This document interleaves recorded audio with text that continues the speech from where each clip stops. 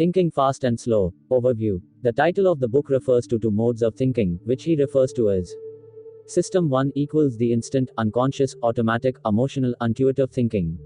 System 2 equals the slower, conscious, rational, reasoning, deliberate thinking. Expertise. Expert intuition. The situation has provided a cue, the cue has given the expert access to information stored in memory, and the information provides the answer. Intuition is nothing more and nothing less than recognition. Valid intuitions develop when experts have learned to recognize familiar elements in a new situation and to act in a manner that is appropriate to it. Philip Tetlock's book, Expert Political Judgment, How Good Is It? How Can We Know? Gathered more than 80,000 predictions. The experts performed worse than they would have if they had simply assigned equal probabilities. Even in the region they knew best, experts were not significantly better than non-specialists. People who spend their time, and earn their living, studying a particular topic produce poorer predictions than dart-throwing monkeys. Those with the most knowledge are often less reliable. The reason is that the person who acquires more knowledge develops an enhanced illusion of her skill and becomes unrealistically overconfident. Hedgehogs know one big thing, and have a theory about the world. They account for particular events within a coherent framework, bristle with impatience toward those who don't see things their way, and are confident in their forecasts. They are also especially reluctant to admit error. It is much easier to strive for perfection when you are never bored. Flow neatly separates the two forms of effort, concentration on the task and the deliberate control of attention. In a state of flow, maintaining focused attention on these absorbing activities requires no exertion of self-control, thereby freeing resources to be directed to the task at hand. Many people are overconfident, prone to place too much faith in their intuitions. They apparently find cognitive effort at least mildly unpleasant and avoid it as much as possible. Putting the participants in a good mood before the test by having them think happy thoughts more than doubled accuracy. An even more striking result is that unhappy subjects were completely incapable of performing the intuitive task accurately, their guesses were no better than random. Mood evidently affects the operation of System 1. When we are uncomfortable and unhappy, we lose touch with our intuition. When in a good mood, people become more intuitive and more creative, but also less vigilant and more prone to logical errors. Here again, as in the mere exposure effect, the connection makes biological sense.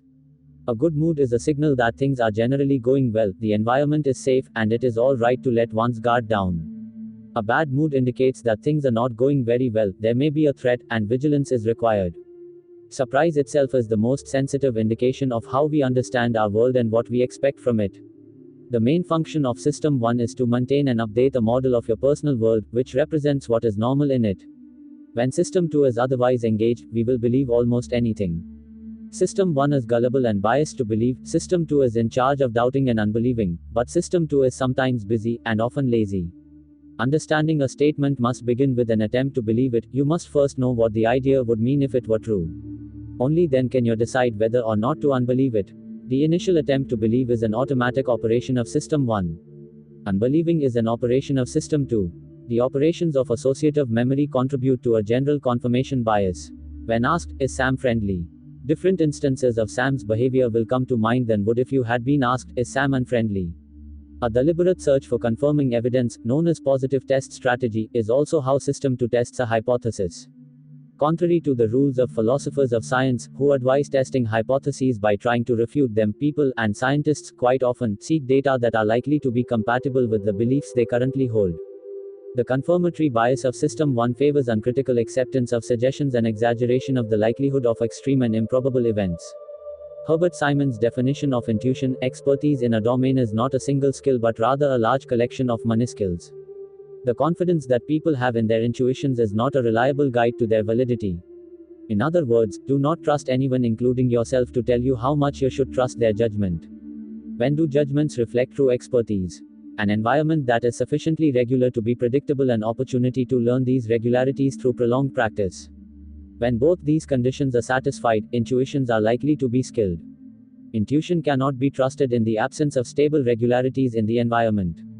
If the environment is sufficiently regular and if the judge has had a chance to learn its regularities, the associative machinery will recognize situations and generate quick and accurate predictions and decisions. You can trust someone's intuitions if these conditions are met. When evaluating expert intuition, you should always consider whether there was an adequate opportunity to learn the cues, even in a regular environment. Does he really believe that the environment of startups is sufficiently regular to justify an intuition that goes against the base rates? Did he really have an opportunity to learn How quick and how clear was the feedback he received on his judgments? The proper way to elicit information from a group is not by starting with a public discussion but by confidentially collecting each person's judgment. Jumping to conclusions. The way to block errors that originate in System 1 is simple in principle: recognize the signs that you are in a cognitive minefield, slow down, and ask for reinforcement from System 2. When you see lines with fins pointing in different directions, you will recognize the situation as one in which you should not trust your impressions of length. Unfortunately, the sensible procedure is least likely to be applied when it is needed most. Organizations are better than individuals when it comes to avoiding errors, because they naturally think more slowly and have the power to impose orderly procedures. Organizations can institute and enforce the application of useful checklists. When the question is difficult and a skilled solution is not available, intuition still has a shot. An answer may come to mind quickly, but it is not an answer to the original question. When faced with a difficult question, we often answer an easier one instead, usually without noticing the substitution. An easy question, "How do I feel about it?" serves as an answer to a much harder question, "What do I think about it?" System 1 effortlessly originates impressions and feelings that are the main sources of the explicit beliefs and the deliberate choices of System 2.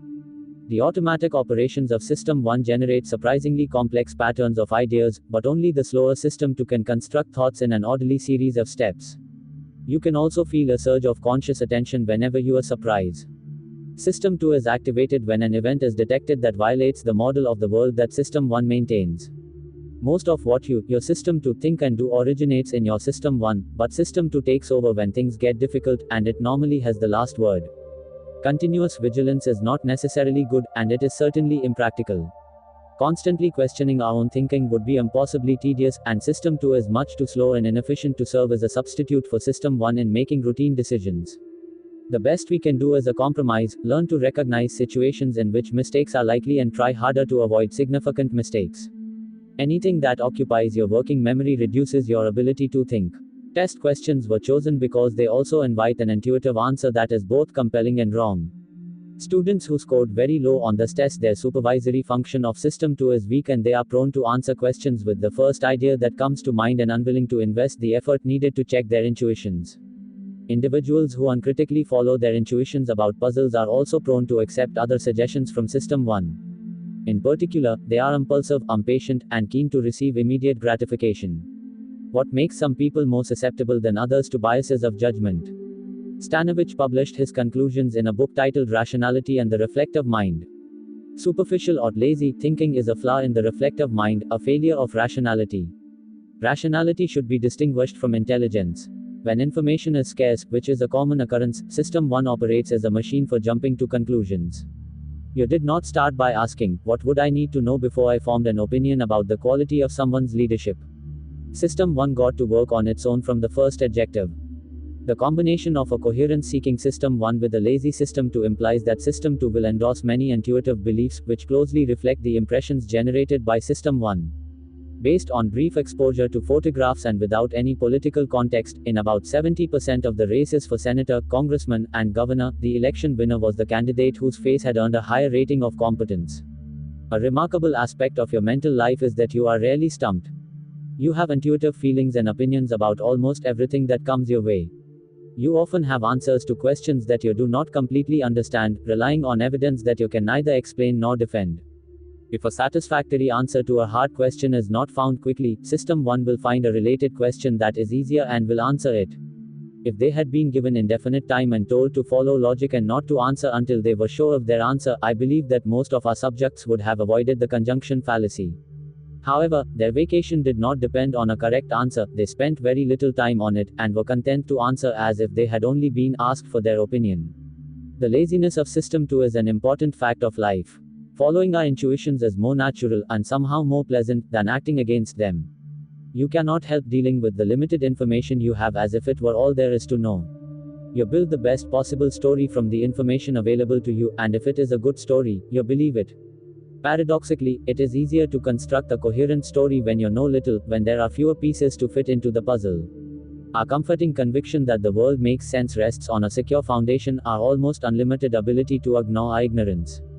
Poor evidence can make a very good story. For some of our most important beliefs, we have no evidence at all, except that people we love and trust hold these beliefs. Cognitive illusions can be more stubborn than visual illusions. What you learned about the Muller-Lyer illusion did not change the way you see the lines.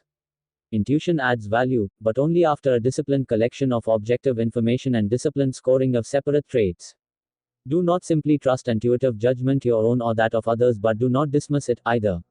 Statistics. People are prone to apply causal thinking inappropriately to situations that require statistical reasoning. Statistical thinking derives conclusions about individual cases from properties of categories and ensembles. Unfortunately, System 1 does not have the capability for this mode of reasoning. System 2 can learn to think statistically, but few people receive the necessary training. From the same urn, two very patient marble counters take turns. Jack draws 4 marbles on each trial, Jill draws 7. They both record each time they observe a homogeneous sample, all white or all red. If they go on long enough, Jack will observe such extreme outcomes more often than Jill by a factor of 8. The expected percentages are 12.5% and 1.56%. Again, no hammer, no causation, but a mathematical fact: samples of 4 marbles yield extreme results more often than samples of 7 marbles do. Now imagine the population of the United States as marbles in a giant urn. Some marbles are marked KC for kidney cancer. You draw samples of marbles and populate each county in turn. Rural samples are smaller than other samples. Just as in the game of Jack and Jill, extreme outcomes, very high and or very low cancer rates, are most likely to be found in sparsely populated counties. This is all there is to the story. People should regard their statistical intuitions with proper suspicion and replace impression formation by computation whenever possible. We are prone to exaggerate the consistency and coherence of what we see. The exaggerated faith of researchers in what can be learned from a few observations is closely related to the halo effect, the sense we often get that we know and understand a person about whom we actually know very little. The associative machinery seeks causes. The difficulty we have with statistical regularities is that they call for a different approach. Instead of focusing on how the event at hand came to be, the statistical view relates it to what could have happened instead. Nothing in particular caused it to be what it is, chance selected it from among its alternatives. Our predilection for causal thinking exposes us to serious mistakes in evaluating the randomness of truly random events. Bad schools also tend to be smaller than average. The truth is that small schools are not better on average, they are simply more variable. A basic limitation in the ability of our mind to deal with small risks: we either ignore them altogether or give them far too much weight, nothing in between. We tend to overweight small risks and are willing to pay far more than expected value to eliminate them altogether. When an unlikely event becomes the focus of attention, we will assign it much more weight than its probability deserves. Reducing or mitigating the risk is not adequate to eliminate the worry. The probability must be brought down to 0. People overestimate the probabilities of unlikely events. People overweight unlikely events in their decisions. What is the probability that a baby born in your local hospital will be released within 3 days? You were asked to estimate the probability of the baby going home, but you almost certainly focused on the events that might cause a baby not to be released within the normal period. Our mind has a useful capability to focus spontaneously on whatever is odd, different, or unusual. The unlikely event became focal. Your estimate of the frequency of problems was too high. The successful execution of a plan is specific and easy to imagine when one tries to forecast the outcome of a project. In contrast, the alternative of failure is diffuse, because there are innumerable ways for things to go wrong. Entrepreneurs and the investors who evaluate their prospects are prone both to overestimate their chances and to overweight their estimates. The decision weight for a 90% chance was 71.2 and the decision weight for a 10% chance was 18.6. The valuation of gambles was much less sensitive to probability when the fictitious outcomes were emotional than when the outcomes were gains or losses of cash. The fear of an impending electric shock was essentially uncorrelated with the probability of receiving the shock. The mere possibility of a shock triggered the full-blown fear response. Urn contains 10 marbles, of which 1 is red. Urn B contains 100 marbles, of which 8 are red. 30% to 40% of students choose the urn with the larger number of winning marbles, rather than the urn that provides a better chance of winning. If your attention is drawn to the winning marbles, you do not assess the number of non-winning marbles with the same care. Vivid imagery contributes to denominator neglect. Low probability events are much more heavily weighted when described in terms of relative frequencies, how many, than when stated in more abstract terms of chances, risk, or probability, how likely.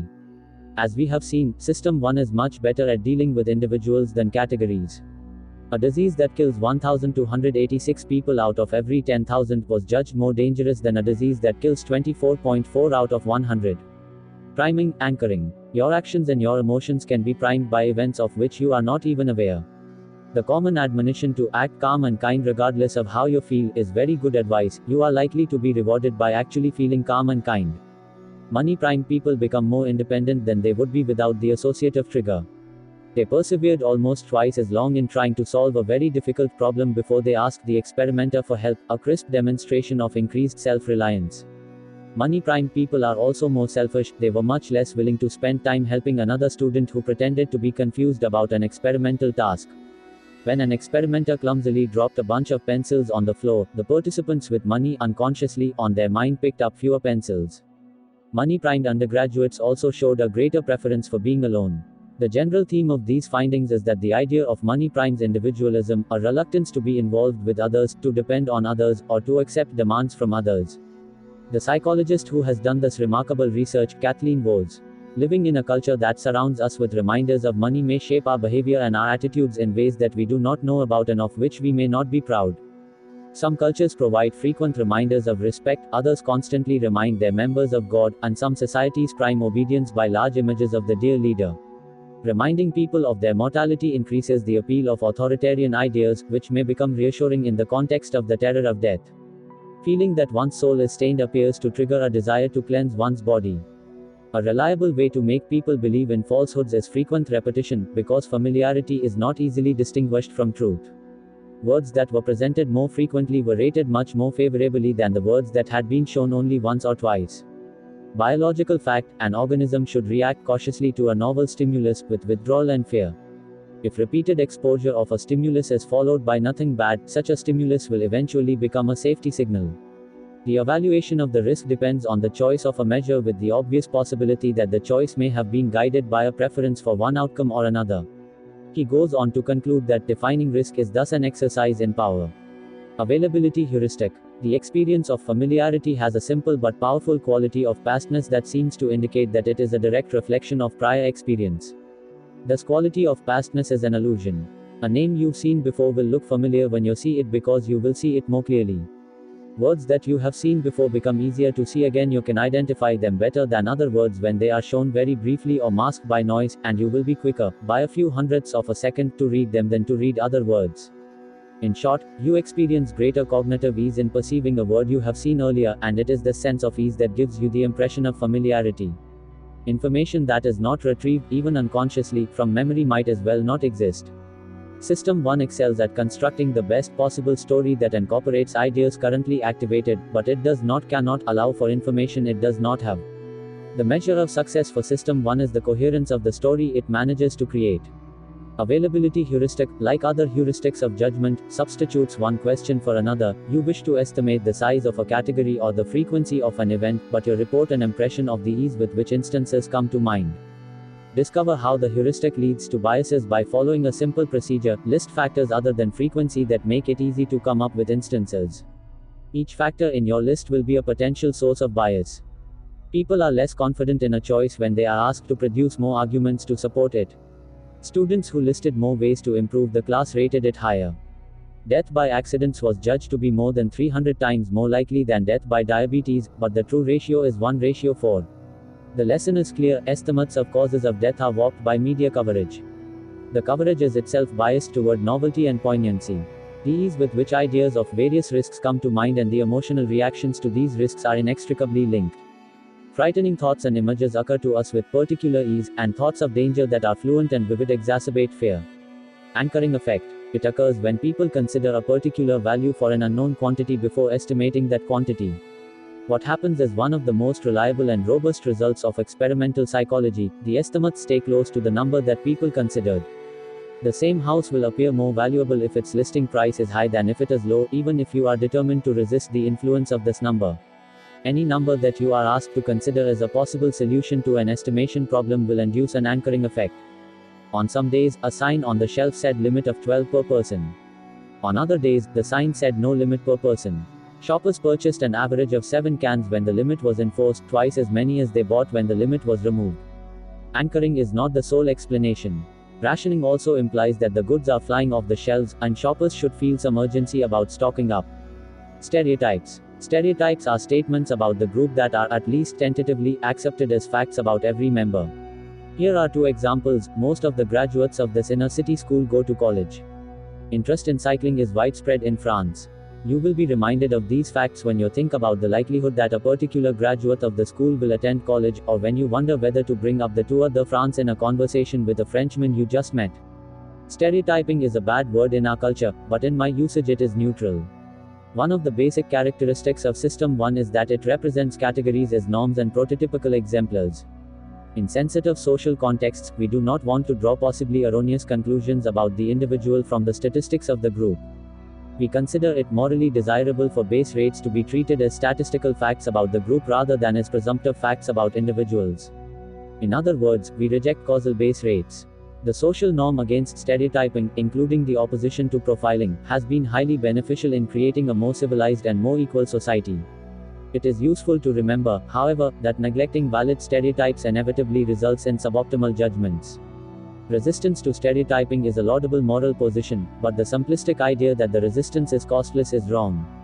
The costs are worth paying to achieve a better society, but denying that the costs exist, while satisfying to the soul and politically correct, is not scientifically defensible.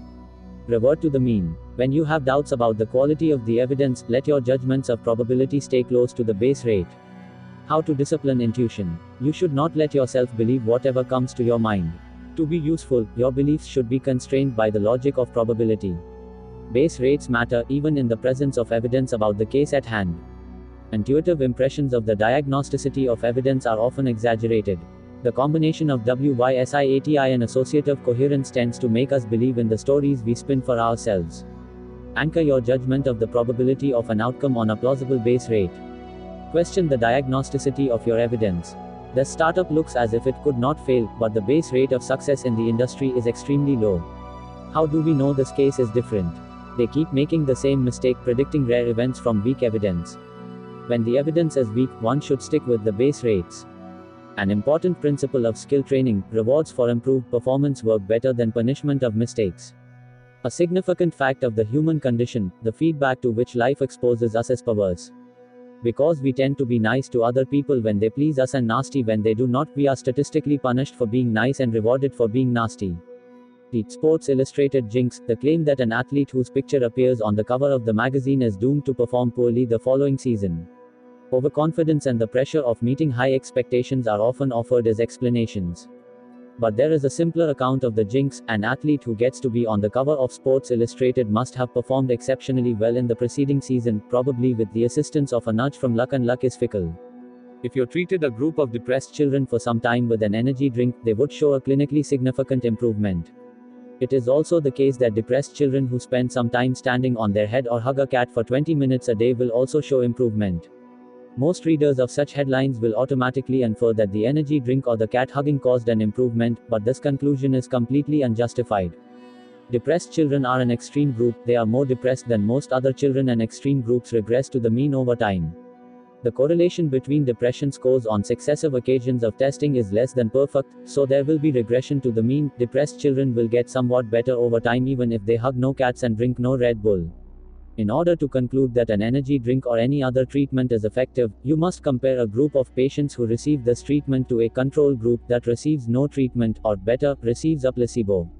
The control group is expected to improve by regression alone, and the aim of the experiment is to determine whether the treated patients improve more than regression can explain. She says experience has taught her that criticism is more effective than praise. What she doesn't understand is that it's all due to regression to the mean. Perhaps his second interview was less impressive than the first because he was afraid of disappointing us, but more likely it was his first that was unusually good. The basic message of Built to Last and other similar books is that good managerial practices can be identified and that good practices will be rewarded by good results. Both messages are overstated. The comparison of firms that have been more or less successful is to a significant extent a comparison between firms that have been more or less lucky. Knowing the importance of luck, you should be particularly suspicious when highly consistent patterns emerge from the comparison of successful and less successful firms. In the presence of randomness, regular patterns can only be mirages. On average, the gap in corporate profitability and stock returns between the outstanding firms and the less successful firms studied in Built to Last shrank to almost nothing in the period following the study. A study of Fortune's most admired companies finds that over a 20-year period, the firms with the worst ratings went on to earn much higher stock returns than the most admired firms. The average gap must shrink, because the original gap was due in good part to luck, which contributed both to the success of the top firms and to the lagging performance of the rest. We have already encountered the statistical fact of life regression to the mean. Predictions. Philip Tetlock's book, Expert Political Judgment, How Good Is It? How Can We Know? Gathered more than 80,000 predictions. The experts performed worse than they would have if they had simply assigned equal probabilities. Even in the region they knew best, experts were not significantly better than non-specialists. People who spend their time, and earn their living, studying a particular topic produce poorer predictions than dart-throwing monkeys. Misfunding, bad choices that arise from errors of effective forecasting. Eliminating redundancy from your sources of information is always a good idea. The magic of error reduction works well only when the observations are independent and their errors uncorrelated. If the observers share a bias, the aggregation of judgments will not reduce it. Allowing the observers to influence each other effectively reduces the size of the sample, and with it the precision of the group estimate. To derive the most useful information from multiple sources of evidence, you should always try to make these sources independent of each other. The prediction of the future is not distinguished from an evaluation of current evidence. Prediction matches evaluation. People are asked for a prediction, but they substitute an evaluation of the evidence, without noticing that the question they answer is not the one they were asked. This process is guaranteed to generate predictions that are systematically biased. They completely ignore regression to the mean. Start with an estimate of average GPA. Determine the GPA that matches your impression of the evidence. Estimate the correlation between your evidence and GPA. If the correlation is 0.30, move 30% of the distance from the average to the matching GPA. Suppose that I predict for each golfer in a tournament that his score on day 2 will be the same as his score on day 1. This prediction does not allow for regression to the mean. The golfers who fared well on day 1 will on average do less well on day 2, and those who did poorly will mostly improve. When they are eventually compared to actual outcomes, non-regressive predictions will be found to be biased. They are on average overly optimistic for those who did best on the first day and overly pessimistic for those who had a bad start. Similarly, if you use childhood achievements to predict grades in college without regressing your predictions toward the mean, you will more often than not be disappointed by the academic outcomes of early readers and happily surprised by the grades of those who learned to read relatively late. The corrected intuitive predictions eliminate these biases. A baseline prediction, which you would make if you knew nothing about the case at hand. In the categorical case, it was the base rate. In the numerical case, it is the average outcome in the relevant category. An intuitive prediction, which expresses the number that comes to your mind. Aim for a prediction that is intermediate between the baseline and your intuitive response. In the default case of no useful evidence, you stay with the baseline. Find some reason to doubt that the correlation between your intuitive judgment and the truth is perfect, and you will end up somewhere between the two poles. Intuitive predictions tend to be overconfident and overly extreme. Correcting your intuitions may complicate your life. Unbiased predictions permit the prediction of rare or extreme events only when the information is very good. If you expect your predictions to be of modest validity, you will never guess an outcome that is either rare or far from the mean. If your predictions are unbiased, you will never have the satisfying experience of correctly calling an extreme case. You will never be able to say, "I thought so." The ultimate test of an explanation is whether it would have made the event predictable in advance. We can know something only if it is both true and knowable. But the crisis was not knowable. What is perverse about the use of "know" in this context is not that some individuals get credit for prescience that they do not deserve. It is that the language implies that the world is more knowable than it is. It helps perpetuate a pernicious illusion. Causal. Our mind is strongly biased toward causal explanations. Students quietly exempt themselves, and their friends and acquaintances, from the conclusions of experiments that surprise them. When they presented their students with a surprising statistical fact, the students managed to learn nothing at all. But when the students were surprised by individual cases to nice people who had not helped, they immediately made the generalization. Subjects' unwillingness to deduce the particular from the general was matched only by their willingness to infer the general from the particular. This is a profoundly important conclusion. People who are taught surprising statistical facts about human behavior may be impressed to the point of telling their friends about what they have heard, but this does not mean that their understanding of the world has really changed. The test of learning psychology is whether your understanding of situations you encounter has changed, not whether you have learned a new fact. Surprising individual cases have a powerful impact and are a more effective tool for teaching psychology because the incongruity must be resolved and embedded in a causal story. You are more likely to learn something by finding surprises in your own behavior than by hearing surprising facts about people in general. When our attention is called to an event, associative memory will look for its cause. Any cause that is already stored in memory. Causal explanations will be evoked when regression is detected, but they will be wrong because the truth is that regression to the mean has an explanation but does not have a cause. The explanatory stories that people find compelling are simple, are concrete rather than abstract, assign a larger role to talent, stupidity, and intentions than to luck, and focus on a few striking events that happened rather than on the countless events that failed to happen. Randomness. Success equals talent jor luck. Great success equals a little more talent jor a lot of luck. The idea that the future is unpredictable is undermined every day by the ease with which the past is explained. The idea that large historical events are determined by luck is profoundly shocking, although it is demonstrably true. The line that separates the possibly predictable future from the unpredictable distant future is yet to be drawn. Investing. Absence of bias is not always what matters most. A venture capitalist will never be told that the probability of success for a startup in its early stages is very high. When a venture capitalist looks for the next big thing, the risk of missing the next Google or Facebook is far more important than the risk of making a modest investment in a startup that ultimately fails. The goal of venture capitalists is to call the extreme cases correctly, even at the cost of overestimating the prospects of many other ventures. Some of us may need the security of distorted estimates to avoid paralysis. If you choose to delude yourself by accepting extreme predictions, however, you will do well to remain aware of your self-indulgence. Perhaps the most valuable contribution of the corrective procedures I propose is that they will require you to think about how much you know. I have heard of too many people who knew well before it happened that the 2008 financial crisis was inevitable. When an unpredicted event occurs, we immediately adjust our view of the world to accommodate the surprise. We have an imperfect ability to reconstruct past states of knowledge. Once you adopt a new view of the world, or of any part of it, you immediately lose much of your ability to recall what you used to believe before your mind changed. The illusion that one has understood the past feeds the further illusion that one can predict and control the future. These illusions are comforting. They reduce the anxiety that we would experience if we allowed ourselves to fully acknowledge the uncertainties of existence. We all have a need for the reassuring message that actions have appropriate consequences, and that success will reward wisdom and courage. Many business books are tailor-made to satisfy this need. When you sell a stock, I asked, who buys it? He answered with a wave in the vague direction of the window, indicating that he expected the buyer to be someone else very much like him. That was odd. What made one person buy and the other sell? What did the sellers think they knew that the buyers did not? A major industry appears to be built largely on an illusion of skill. The buyers and sellers know that they have the same information, they exchange the stocks primarily because they have different opinions. If all assets in a market are correctly priced, no one can expect either to gain or to lose by trading. Perfect prices leave no scope for cleverness, but they also protect fools from their own folly. For the large majority of individual investors, taking a shower and doing nothing would have been a better policy than implementing the ideas that came to their minds. Individual investors predictably flock to companies that draw their attention because they are in the news. Professional investors are more selective in responding to news. These findings provide some justification for the label of smart money that finance professionals apply to themselves. A basic test of skill, persistent achievement.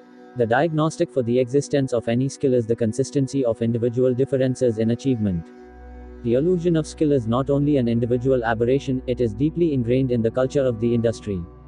Facts that challenge such basic assumptions and thereby threaten people's livelihood and self-esteem are simply not absorbed. The mind does not digest them. Skill in evaluating the business prospects of a firm is not sufficient for successful stock trading, where the key question is whether the information about the firm is already incorporated in the price of its stock. Traders apparently lack the skill to answer this crucial question, but they appear to be ignorant of their ignorance. Large numbers of individuals in that world believe themselves to be among the chosen few who can do what they believe others cannot. The financial benefits of self-employment are mediocre. Given the same qualifications, people achieve higher average returns by selling their skills to employers than by setting out on their own. The evidence suggests that optimism is widespread, stubborn, uncostly. Daniel Bernoulli argued that a gift of 10 ducats has the same utility to someone who already has 100 ducats as a gift of 20 ducats to someone whose current wealth is 200 ducats. The psychological response to a change of wealth is inversely proportional to the initial amount of wealth. A decision maker with diminishing marginal utility for wealth will be risk averse, much more likely to take her chances, as others do when faced with very bad options. Once you have accepted a theory and used it as a tool in your thinking, it is extraordinarily difficult to notice its flaws. If you come upon an observation that does not seem to fit the model, you assume that there must be a perfectly good explanation that you are somehow missing. You give the theory the benefit of the doubt, trusting the community of experts who have accepted it. Disbelieving is hard work, and system 2 is easily tired. People become risk-seeking when all their options are bad. Organisms that treat threats as more urgent than opportunities have a better chance to survive and reproduce. In mixed gambles, where both a gain and a loss are possible, loss aversion causes extremely risk-averse choices. In bad choices, where a sure loss is compared to a larger loss that is merely probable, diminishing sensitivity causes risk-seeking. Diminishing marginal utility: the more leisure you have, the less you care for an extra day of it, and each added day is worth less than the one before. Similarly, the more income you have, the less you care for an extra dollar, and the amount you are willing to give up for an extra day of leisure increases. A mistaken assumption, that your utility for a state of affairs depends only on that state and is not affected by your history. When you shop for shoes, the merchant who gives up the shoes in exchange for money certainly feels no loss. Indeed, the shoes that he hands over have always been, from his point of view, a cumbersome proxy for money that he was hoping to collect from some consumer. Furthermore, you probably do not experience paying the merchant as a loss, because you were effectively holding money as a proxy for the shoes you intended to buy. Both the shoes the merchant sells you and the money you spend from your budget for shoes are held for exchange. They are intended to be traded for other goods. Other goods, such as wine and Super Bowl tickets, are held for use, to be consumed or otherwise enjoyed. Your leisure time and the standard of living that your income supports are also not intended for sale or exchange. Only 18% of the inexperienced traders were willing to exchange their gift for the other. In sharp contrast, experienced traders showed no trace of an endowment effect. 48% of them traded. People who are poor think like traders, but all their choices are between losses. Money that is spent on one good is the loss of another good that could have been purchased instead. For the poor, costs are losses. Asked a friend whether he would accept a gamble on the toss of a coin in which he could lose $100 or win $200. His friend responded, "I won't bet because I would feel the $100 loss more than the $200 gain. But I'll take you on if you promise to let me make 100 such bets." I sympathize with your aversion to losing any gamble, but it is costing you a lot of money. Is this the last offer of a small favorable gamble that you will ever consider? You will have many opportunities to consider attractive gambles with stakes that are very small relative to your wealth. You will do yourself a large financial favor if you are able to see each of these gambles as part of a bundle of small gambles. Rehearse the mantra that will get you significantly closer to economic rationality: you win a few, you lose a few. The main purpose of the mantra is to control your emotional response when you do lose. The mantra works when the gambles are genuinely independent of each other. It does not apply to multiple investments in the same industry, which would all go bad together. It works only when the possible loss does not cause you to worry about your total wealth. If you would take the loss as significant bad news about your economic future, watch it. It should not be applied to long shots, where the probability of winning is very small for each bet. If you have the emotional discipline that this rule requires, you will never consider a small gamble in isolation or be loss averse for a small gamble. Broad framing blunted the emotional reaction to losses and increased the willingness to take risks. The combination of loss aversion and narrow framing is a costly curse. Individual investors can avoid that curse, achieving the emotional benefits of broad framing while also saving time and agony, by reducing the frequency with which they check how well their investments are doing. Closely following daily fluctuations is a losing proposition, because the pain of the frequent small losses exceeds the pleasure of the equally frequent small gains. The deliberate avoidance of exposure to short-term outcomes improves the quality of both decisions and outcomes.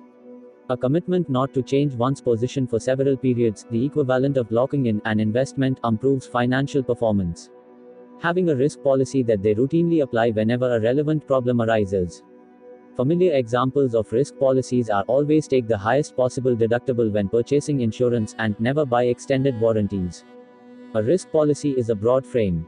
Reduce or eliminate the pain of the occasional loss by the thought that the policy that left you exposed to it will almost certainly be financially advantageous over the long run.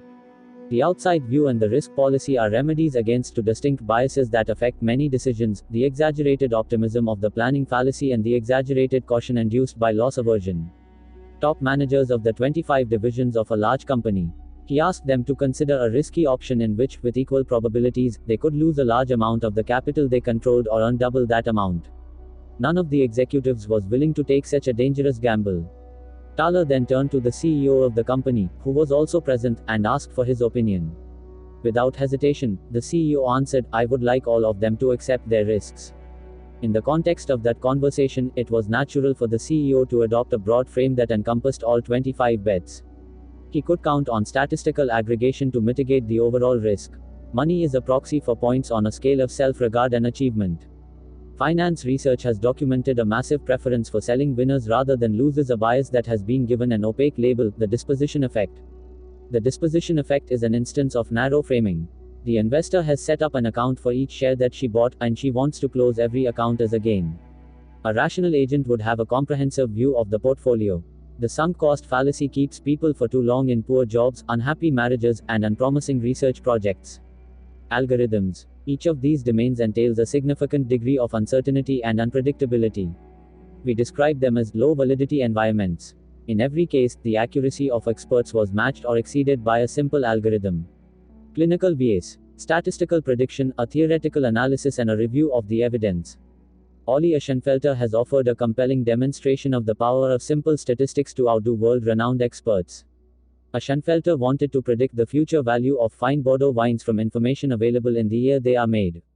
Aschenfelter converted that conventional knowledge into a statistical formula that predicts the price of a wine for a particular property and at a particular age by three features of the weather: the average temperature over the summer growing season, the amount of rain at harvest time, and the total rainfall during the previous winter. His formula provides accurate price forecasts years and even decades into the future. Indeed, his formula forecasts future prices much more accurately than the current prices of young wines do. Aschenfelter's formula is extremely accurate. The correlation between his predictions and actual prices is above 0.90. Why are experts inferior to algorithms? One reason, which Meal suspected, is that experts try to be clever, think outside the box, and consider complex combinations of features in making their predictions. Complexity may work in the odd case, but more often than not it reduces validity. Simple combinations of features are better. Human decision makers are inferior to a prediction formula even when they are given the score suggested by the formula. They feel that they can overrule the formula because they have additional information. There are few circumstances under which it is a good idea to substitute judgment for a formula. In a famous thought experiment, he described a formula that predicts whether a particular person will go to the movies tonight and noted that it is proper to disregard the formula if information is received that the individual broke a leg today. The name, broken leg rule, has stuck. The point, of course, is that broken legs are very rare as well as decisive. To maximize predictive accuracy, final decisions should be left to formulas, especially in low validity environments. It is possible to develop useful algorithms without any prior statistical research. Simple equally weighted formulas based on existing statistics or on common sense are often very good predictors of significant outcomes. Marital stability is well predicted by a formula: frequency of lovemaking minus frequency of quarrels. An algorithm that is constructed on the back of an envelope is often good enough to compete with an optimally weighted formula, and certainly good enough to outdo expert judgment.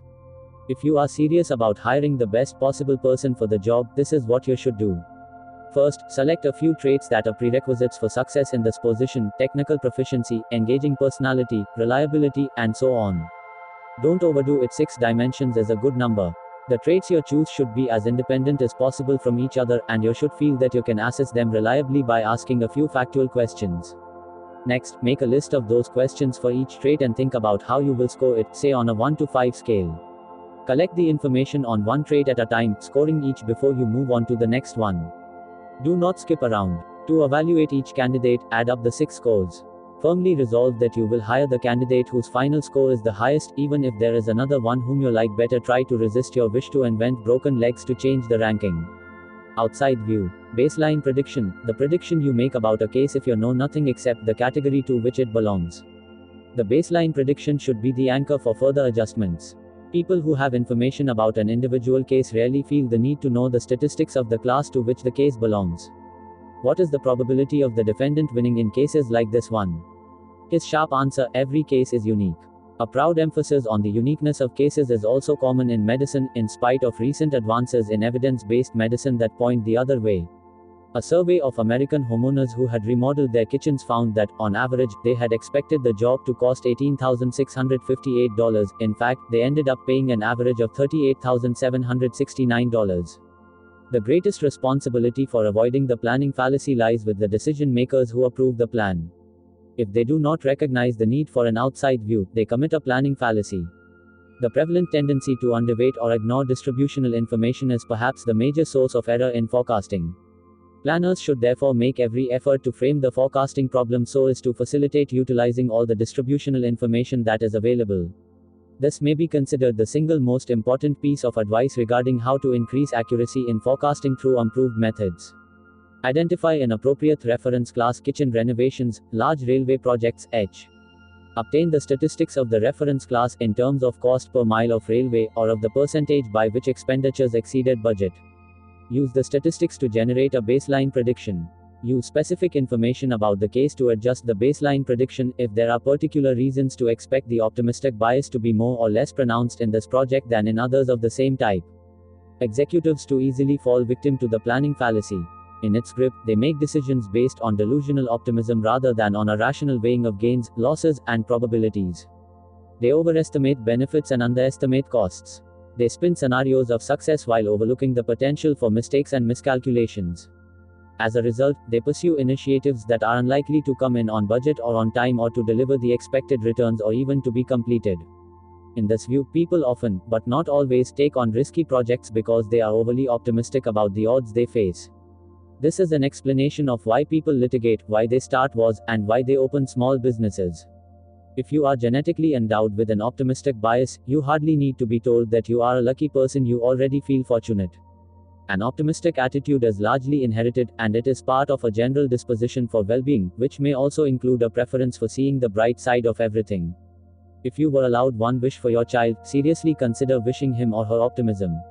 Optimists are normally cheerful and happy, and therefore popular. They are resilient in adapting to failures and hardships. Their chances of clinical depression are reduced. Their immune system is stronger. They take better care of their health. They feel healthier than others and are in fact likely to live longer. A study of people who exaggerate their expected lifespan beyond actuarial predictions showed that they work longer hours, are more optimistic about their future. Optimistic individuals play a disproportionate role in shaping our lives. Their decisions make a difference. They are the inventors, the entrepreneurs, the political and military leaders, not average people. They got to where they are by seeking challenges and taking risks. They are talented and they have been lucky, almost certainly luckier than they acknowledge. The people who have the greatest influence on the lives of others are likely to be optimistic and overconfident, and to take more risks than they realize. These persistent, or obstinate, individuals doubled their initial losses before giving up. Significantly, persistence after discouraging advice was relatively common among inventors who had a high score on a personality measure of optimism. The damage caused by overconfident source is compounded when the business press anoints them as celebrities. The evidence indicates that prestigious press awards to the CEO are costly to stockholders. The authors write, "We find that firms with award-winning source subsequently underperform, in terms both of stock and of operating performance. At the same time, CEO compensation increases, so spend more time on activities outside the company such as writing books and sitting on outside boards, and they are more likely to engage in earnings management." To explain entrepreneurial optimism, cognitive biases play an important role. We focus on our goal, anchor on our plan, and neglect relevant base rates, exposing ourselves to the planning fallacy. We focus on what we want to do and can do, neglecting the plans and skills of others. Both in explaining the past and in predicting the future, we focus on the causal role of skill and neglect the role of luck. We are therefore prone to an illusion of control. We focus on what we know and neglect what we do not know, which makes us overly confident in our beliefs. I have had several occasions to ask founders and participants in innovative startups a question: to what extent will the outcome of your effort depend on what you do in your firm? This is evidently an easy question. The answer comes quickly, and in my small sample it has never been less than 80%. Even when they are not sure they will succeed, these bold people think their fate is almost entirely in their own hands. They are surely wrong. The outcome of a startup depends as much on the achievements of its competitors and on changes in the market as on its own efforts. However, WYSIATI plays its part, and entrepreneurs naturally focus on what they know best: their plans and actions and the most immediate threats and opportunities, such as the availability of funding. They know less about their competitors and therefore find it natural to imagine a future in which the competition plays little part. entrepreneurial firms that fail but signal new markets to more qualified competitors, optimistic martyrs, good for the economy but bad for their investors. A survey in which the chief financial officers of large corporations estimated the returns of the Standard or Poor's index over the following year. The Duke scholars collected 11,600 such forecasts and examined their accuracy. The conclusion was straightforward: financial officers of large corporations had no clue about the short-term future of the stock market. The correlation between their estimates and the true value was slightly less than zero. When they said the market would go down, it was slightly more likely than not that it would go up. The answer that a truthful SFO would offer is plainly ridiculous. A SFO who informs his colleagues that there is a good chance that the returns will be between 10% and 30% can expect to be laughed out of the room. The wide confidence interval is a confession of ignorance, which is not socially acceptable for someone who is paid to be knowledgeable in financial matters. Even if they knew how little they know, the executives would be penalized for admitting it. The emotional, cognitive, and social factors that support exaggerated optimism are a heady brew, which sometimes leads people to take risks that they would avoid if they knew the odds. The contribution of optimism to good implementation is certainly positive. The main benefit of optimism is resilience in the face of setbacks. Someone who lacks a delusional sense of significance will wilt in the face of repeated experiences of multiple small failures and rare successes, the fate of most small business. When the organization has almost come to an important decision but has not formally committed itself, Klein proposes gathering for a brief session a group of individuals who are knowledgeable about the decision. The premise of the session is a short speech. Imagine that we are a year into the future. We implemented the plan as it now exists. The outcome was a disaster. Please take 5 to 10 minutes to write a brief history of that disaster. Promotum has two main advantages: it overcomes the groupthink that affects many teams once a decision appears to have been made, and it unleashes the imagination of knowledgeable individuals in a much needed direction. Losses. We submitted our essay to Econometrica, a journal that publishes significant theoretical articles in economics and in decision theory. The choice of venue turned out to be important. If we had published the identical paper in a psychological journal, it would likely have had little impact on economics. However, our decision was not guided by a wish to influence economics. Econometrica just happened to be where the best papers on decision making had been published in the past, and we were aspiring to be in that company. A single cockroach will completely wreck the appeal of a bowl of cherries, but a cherry will do nothing at all for a bowl of cockroaches. Bad emotions, bad parents, and bad feedback have more impact than good ones, and bad information is processed more thoroughly than good. The self is more motivated to avoid bad self-definitions than to pursue good ones. Bad impressions and bad stereotypes are quicker to form and more resistant to disconfirmation than good ones. The long-term success of a relationship depends far more on avoiding the negative than on seeking the positive. A friendship that may take years to develop can be ruined by a single action. The aversion to the failure of not reaching the goal is much stronger than the desire to exceed it. People often adopt short-term goals that they strive to achieve but not necessarily to exceed. They are likely to reduce their efforts when they have reached an immediate goal, with results that sometimes violate economic logic. Players would try a little harder when putting for par to avoid a bogey, than when putting for a birdie. Loss aversion creates an asymmetry that makes agreements difficult to reach. The concessions you make to me are my gains, but they are your losses. They cause you much more pain than they give me pleasure. Inevitably, you will place a higher value on them than I do. Negotiators often pretend intense attachment to some good, although they actually view that good as a bargaining chip and intend ultimately to give it away in an exchange. Because negotiators are influenced by a norm of reciprocity, a concession that is presented as painful calls for an equally painful, and perhaps equally inauthentic, concession from the other side. A biologist observed that, when a territory holder is challenged by a rival, the owner almost always wins the contest, usually within a matter of seconds. Altruistic punishment is accompanied by increased activity in the pleasure centers of the brain. It appears that maintaining the social order and the rules of fairness in this fashion is its own reward. Altruistic punishment could well be the glue that holds societies together. People attach values to gains and losses rather than to wealth. The fourfold pattern of preferences is considered one of the core achievements of prospect theory. When you consider a choice between a sure loss and a gamble with a high probability of a larger loss, diminishing sensitivity makes the sure loss more aversive, and the certainty effect reduces the aversiveness of the gamble. This is where people who face very bad options take desperate gambles, accepting a high probability of making things worse in exchange for a small hope of avoiding a large loss. Risk-taking of this kind often turns manageable failures into disasters. The thought of accepting the large show loss is too painful, and the hope of complete relief too enticing, to make the sensible decision that it is time to cut one's losses.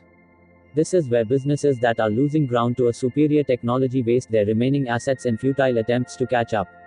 Because defeat is so difficult to accept, the losing side in wars often fights long past the point at which the victory of the other side is certain. People expect to have stronger emotional reactions, including regret, to an outcome that is produced by action than to the same outcome when it is produced by an action. Be explicit about the anticipation of regret. People generally anticipate more regret than they will actually experience, because they underestimate the efficacy of the psychological defenses they will deploy, which they label the psychological immune system. Their recommendation is that you should not put too much weight on regret, even if you have some, it will hurt less than you now think. When you see cases in isolation, you are likely to be guided by an emotional reaction of System 1. Would you accept a gamble that offers a 10% chance to win $95 and a 90% chance to lose $5? Would you pay $5 to participate in a lottery that offers a 10% chance to win $100 and a 90% chance to win nothing? A bad outcome is much more acceptable if it is framed as the cost of a lottery ticket that did not win than if it is simply described as losing a gamble. We should not be surprised, losses evoke stronger negative feelings than costs. Tendencies to approach or avoid are evoked by the words, and we expect System 1 to be biased in favor of the show option when it is designated as keep and against that same option when it is designated as lose. Decision makers tend to prefer the show thing over the gamble, they are risk averse when the outcomes are good. They tend to reject the show thing and accept the gamble, they are risk seeking, when both outcomes are negative. System 1 delivers an immediate response to any question about rich and poor. When in doubt, favor the poor. Your moral feelings are attached to frames, to descriptions of reality rather than to reality itself. Experiencing. The experiencing self is the one that answers the question, does it hurt now? The remembering self is the one that answers the question, how was it, on the whole? Memories are all we get to keep from our experience of living, and the only perspective that we can adopt as we think about our lives is therefore that of the remembering self.